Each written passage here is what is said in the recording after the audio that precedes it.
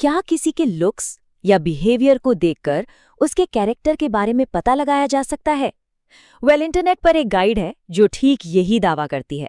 तो आज हम इसी गाइड को जरा बारीकी से देखेंगे, इसके तर्कों को समझेंगे और ये जानने की कोशिश करेंगे कि आखिर ये कहती क्या है और क्यों। और इस गाइड की शुरुआत होती है एक बहुत ही दिलचस्प लाइन से कि चरित्रहीन महिलाओं की पहचान करना उतना आसान नहीं है, पर उतना मुश्किल भी नहीं है। मतलब मुश्किल तो है, पर नामुमकिन नहीं। तो चलिए फिर देखते हैं कि वो कौन से खास तरीके हैं जो ये सोर्स हमें बताने वाला है। अच्छा, किसी भी दावे को जांचने से पहले सबसे जरूरी क्या होता है, ये समझना कि हम बात किस बारे में कर रहे हैं।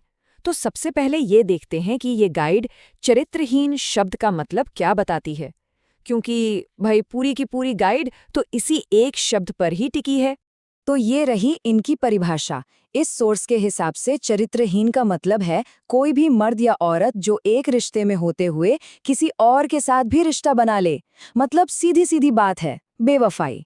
ठीक है, तो अब जब हमें मतलब पता चल गया है तो देखते हैं कि इस परिभाषा के आधार पर ये गाइड क्या-क्या संकेत देती है।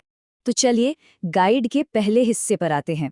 यहाँ पर बात हो रही है बिहेवियर यानी व्यवहार और फैमिली रिलेशनशिप से जुड़े कुछ संकेतों की।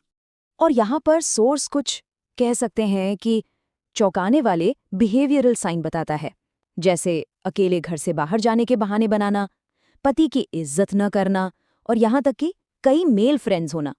अब सोचने वाली बात यह है कि ये तो काफी नॉर्मल बिहेवियर भी हो सकते हैं, लेकिन गाइड इन्हें भी शक के दायरे में खड़ा कर देती है। और ये बातें सिर्फ बाहर तक ही नहीं है। गाइड तो ये भी कहती है कि ऐसी महिला अपनी ही फैमिली को एक बोझ समझने लगती है और घर में अक्सर लड़ाई झगड़े होते रहते हैं। चलिए, अब ये गाइड एक और भी ज्यादा कंट्रोवर्शियल मोड़ लेती है। बिहेवियर की बातें तो ठीक थीं, अब बात आ जाती है फिजिकल फीचर्स यानी शारीरिक बनावट पर।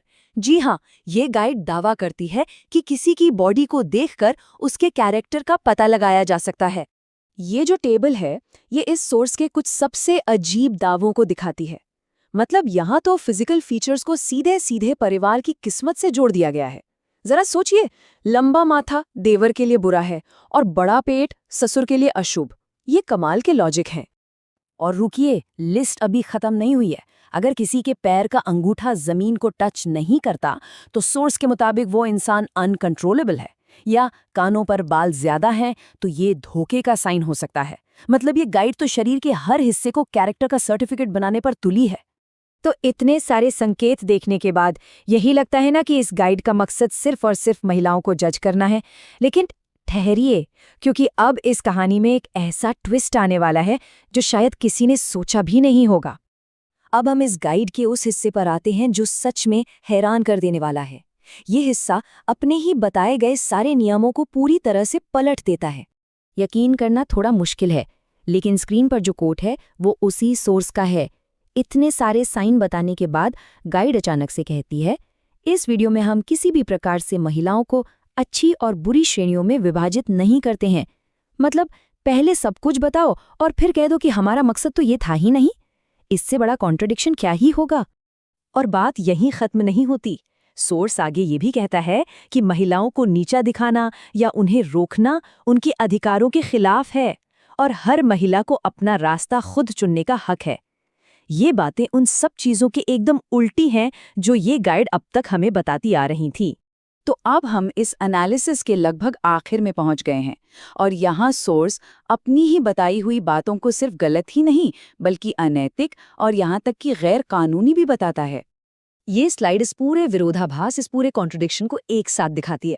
देखिए, एक तरफ गाइड का तरीका है, लोगों को उनके शरीर से, उनके व्यवहार से जज करो, और दूसरी तरफ उसी गाइड की चेतावनी है कि कैरेक्टर पर उंगली उठाना अनैतिक है, गैर कानूनी है और इससे किसी को बहुत नुकसान पहुंच सकता है। तो फिर सवाल उठता है कि सही रास्ता क्या है? और हैरानी की बात यह है कि गाइड इसका जवाब खुद ही देती है। वो कहती है कि अंदाजे लगाने या जासूसी करने के बजाय सीधे बात करो, और अगर कोई बड़ी समस्या लगती है तो परिवार से, सपोर्ट ऑर्गेनाइजेशन से या फिर लीगल एक्सपर्ट से मदद लो। और हम इसी एक बड़े सवाल के साथ इस पड़ताल को यहीं खत्म करते हैं। आखिर कोई इतनी डिटेल्ड गाइड बनाए ही क्यों, और फिर उसके इस्तेमाल के लिए इतनी सख्ती से मना क्यों करे? क्या ये सिर्फ अटेंशन पाने का एक तरीका है या फिर इसके पीछे कोई और ही मकसद छिपा हुआ है? ये एक ऐसा सवाल है जिस पर सोचना वाकई बहुत जरूरी है।